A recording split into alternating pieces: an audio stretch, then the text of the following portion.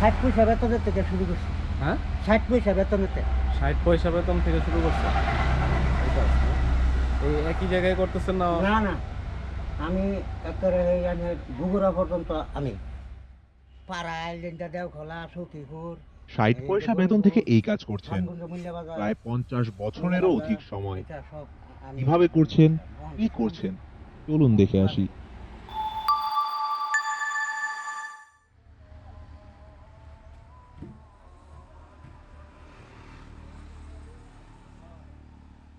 RCC ring এর ব্যবহার নতুন কিছু নয়। প্রাচীন রোমানরা যখন উন্নত স্যানিটেশন ব্যবস্থা তৈরি করছিল, তখনও তারা এ ধরনের কাঠামো ব্যবহার করত। আর বাংলার গ্রামীণ এলাকায় কুয়া, বায়োগ্যাস প্ল্যান্ট, পয়ঃনিষ্কাশন ও ড্রেনেজ ব্যবস্থায় কনক্রিটের রিং বহু বছর ধরে ব্যবহৃত হচ্ছে।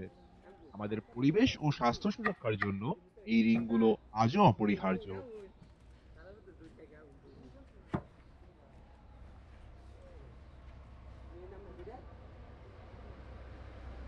সাধারণত এই রিংগুলো তৈরি করতে কাঠের বা লোহার ছাঁচ ব্যবহৃত হয়, যার মাঝে কনক্রিট ও সিমেন্টের মিশ্রণ ঢালা হয়। ছাঁচগুলোর মাঝে ২ বা ততোধিক রডের রিং বসিয়ে তার উপর আবারও কনক্রিট ও সিমেন্টের মিশ্রণ ঢালা হয়।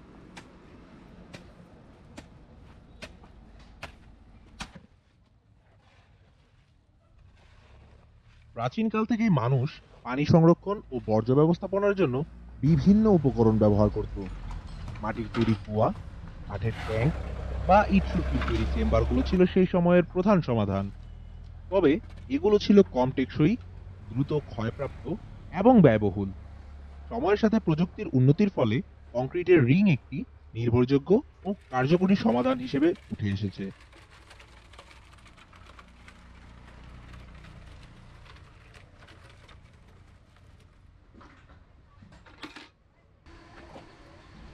কংক্রিট রিং এর ব্যবহার বিশ্বের বিভিন্ন দেশে অবকাঠামো নির্মাণে গুরুত্বপূর্ণ ভূমিকা রেখেছে, বিশেষ করে গ্রামীণ ও শহরতলি এলাকায়, যেখানে উন্নত স্যানিটেশন ও পানির সহজলভ্যতা নিশ্চিত করা একটি চ্যালেঞ্জ।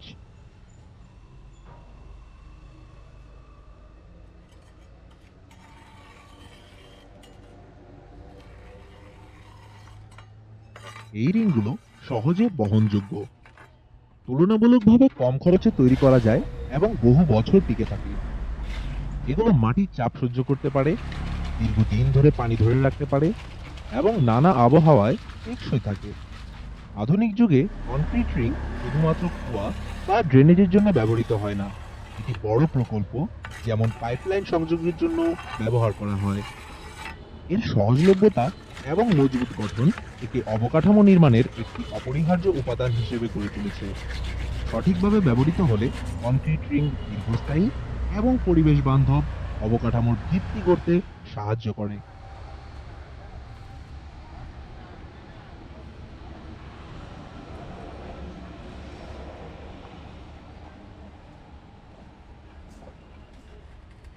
বাংলাদেশের গ্রামে-গঞ্জে এই রিংগুলোর বহুমুখী ব্যবহার রয়েছে।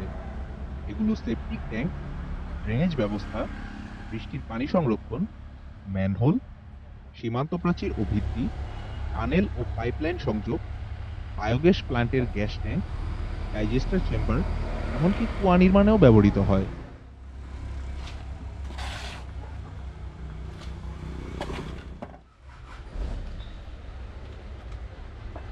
আপনারা ভাবছেন কেন ব্যবহার করা হয় এই রিংগুলো? প্রথমত, মাটির নিচে দীর্ঘস্থায়ী হয়, তাই এগুলো টেকসই বা ডিউরেবল। দ্বিতীয়ত, প্রস্তুত রিং ব্যবহার করে দ্রুত স্থাপন করা যায়, তাই সহজ নির্মাণ বা ইজি ইনস্টলেশন। তৃতীয়ত, অন্যান্য উপকরণের তুলনায় কম খরচে স্থাপন করা যায়, তাই এটি সাশ্রয়ী বা কস্ট এফেক্টিভ।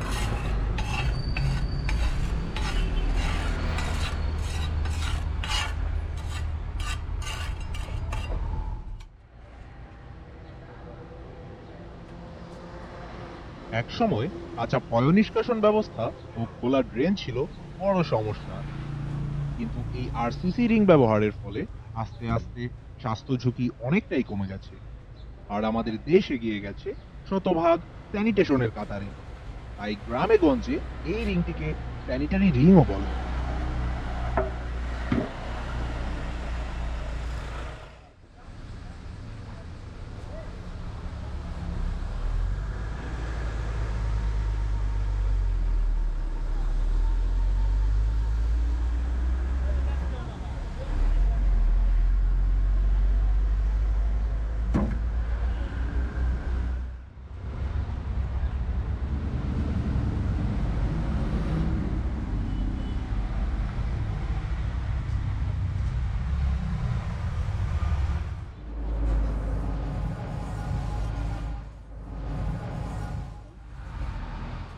কিছু দেয় কি ছয়টা নিতে পারে। ভিডিওটি ভালো লাগলে লাইক করুন, কমেন্ট করুন, আপনার বন্ধুদের সাথে শেয়ার করুন, আর এরকম আরো ভিডিও পেতে আমাদের চ্যানেলটি সাবস্ক্রাইব করুন। ধন্যবাদ।